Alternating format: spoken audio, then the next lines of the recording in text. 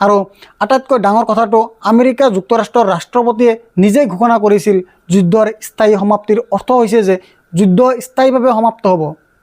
আপুনি আপোনাৰ স্ক্ৰীণত দ্বিতীয় চৰ্ত চাওক। দ্বিতীয় চৰ্ত প্ৰকৃততে আমেৰিকা যুক্তৰাষ্ট্ৰৰ ৰাষ্ট্ৰপতিৰ মতে দ্বিতীয় পৰ্যায়টো যুদ্ধৰ স্থায়ী সমাপ্তি হ'ব।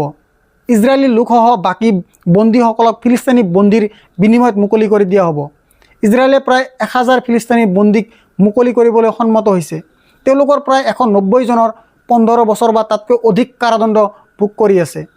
এজন ইজৰাইলী বিষয়াই আগতে বিবিচিক কৈছিল যে হত্যাৰ বাবে দোষী সাব্যস্ত হোৱাসকলক অধিকৃত ৱেষ্ট বেংকৰ পৰা মুকলি কৰা নহ'ব।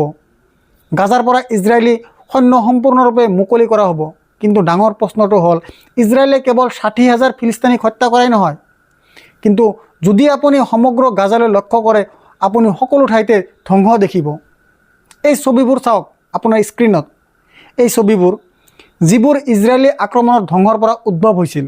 আমি এনেকুৱা বহুতো ছবি দেখিছিলোঁ।